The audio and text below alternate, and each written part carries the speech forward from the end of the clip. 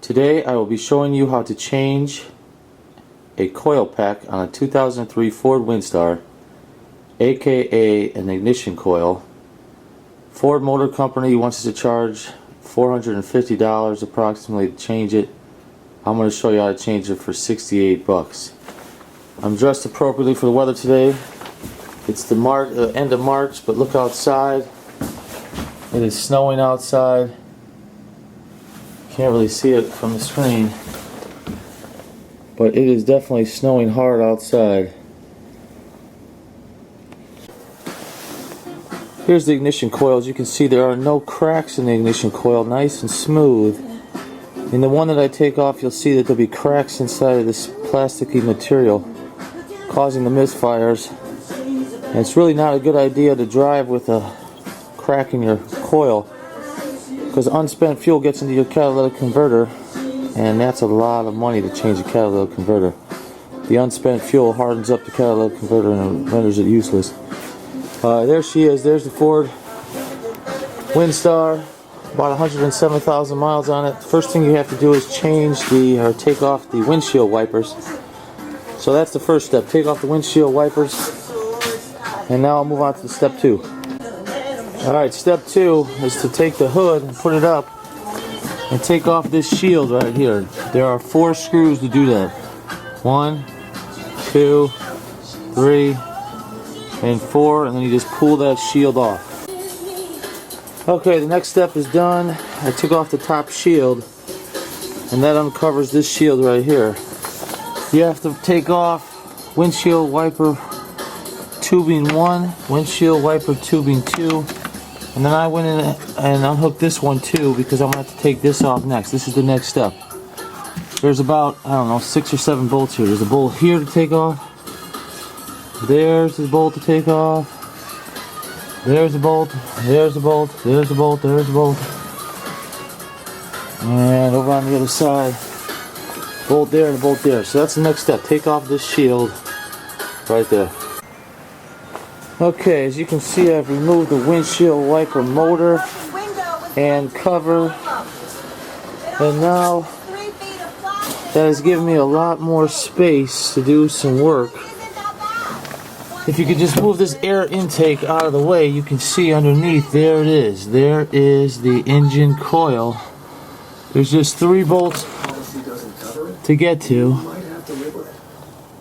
Now you got to be careful when you take this off, though. You should take this off first, move it to the side, install the new one, and then you can take off each individual plug so you don't screw up the order. Alright, so that's the next step, to take off the engine coil. Okay, as you can see, I have totally changed out the ignition coil pack. Everything is nice and tight. All the plugs are nice and tight. The plug that connects onto the ignition coil, the sensor, is back on. Everything is great except for one problem. I dropped a bolt down there in the crack, and I cannot find it, so I'm going to have to run to the hardware store to buy another one of those. Rookie mistake, but you know, it happens to the best of us. Now, the only thing I have to do is put everything back together again. It should be fine. Here's the culprit. This is the old ignition coil.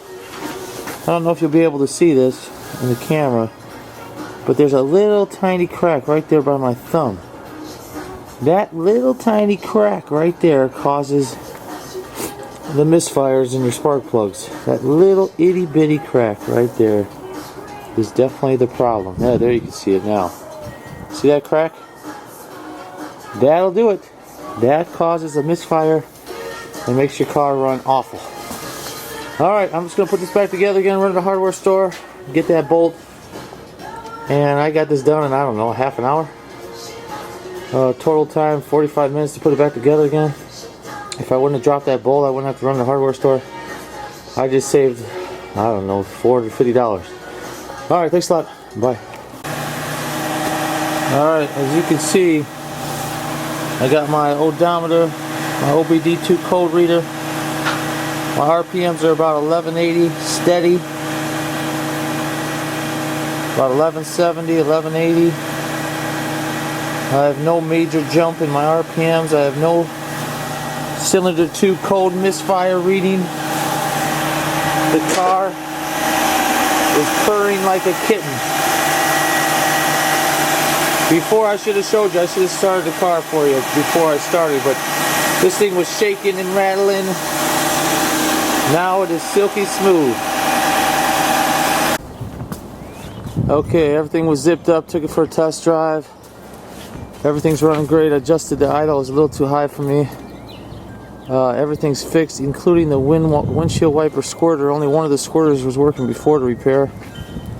Must have been one of the tubes was loose. But now I got both squirters squirting windshield wiper fluid. I found the bolt. I didn't have to go to the hardware store. I'd like to give a special shout out to my in-laws and my wife for buying me this 309-piece mechanic tool set and Craftsman carrying case. Really decreased the time it took me to do the repair. Thank you. Goodbye.